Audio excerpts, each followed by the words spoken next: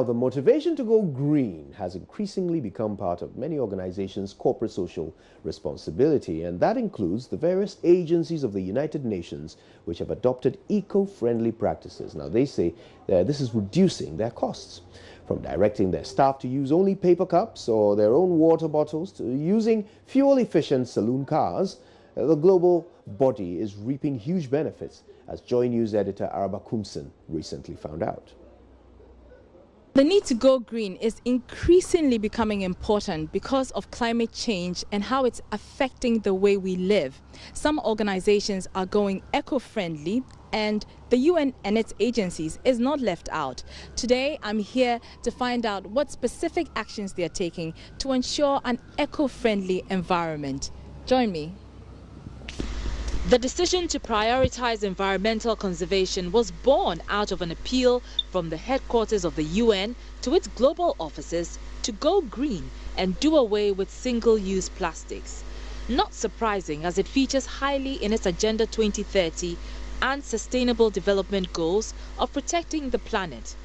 Paolo Della Stella leads the environment and climate team at the UNDP here in Ghana. At the office, one of the initiatives that we are currently doing is how we can gradually phase out the use of single-use plastic, like plastic bottles, for example. Many times you go to meetings and you see that every person has a small bottle. How, for example, among staff, can we encourage the use of reusable bottles, like the one that, for example, I'm using, so that they just use that one and they just need to fill it with the dispensers.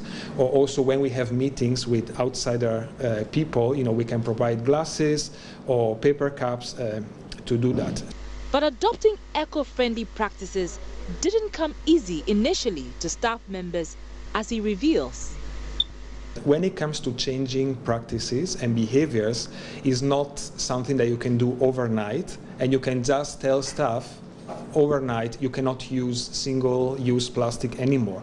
You have to do it in a gradual process for people to feel comfortable in terms of what they are doing and in terms of changing the practices. The reaction was not too much of the pushback type. Hadiya Gariba is project engineer for the UN Office for Project Services, and she tells me the impact of their decision goes beyond staff. Other measures we have adopted, when we have activities here in the office, we no more go for drinks in plastic bottles.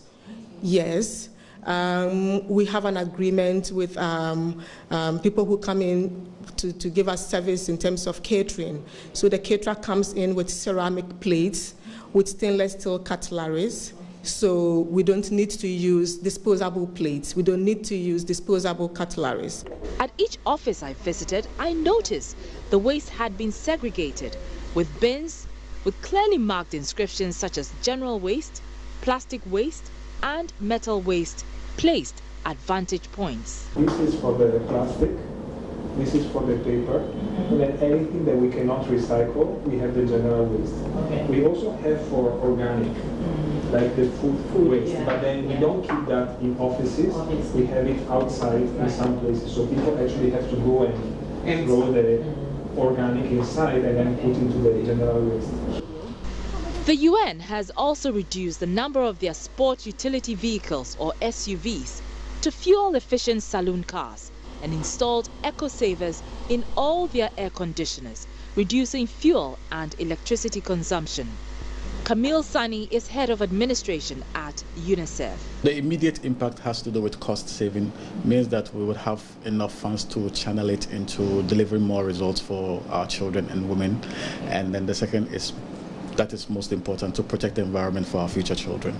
As the UN Day is observed globally today, the organization has chosen a theme it believes will resonate with all: a clean environment for a healthy living, our collective responsibility.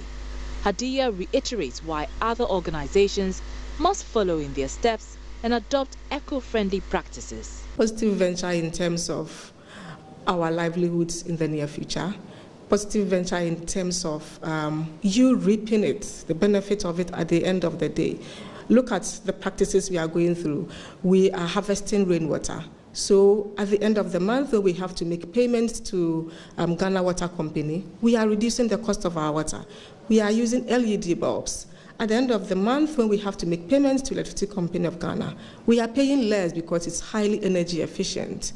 The UN here in Ghana is showing the way, but it remains to be seen if other organizations will follow in their steps as authorities gear up efforts to make the country's cities clean.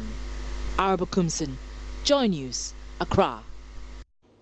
Fascinating. So it's not just about saving the environment, it's about saving money.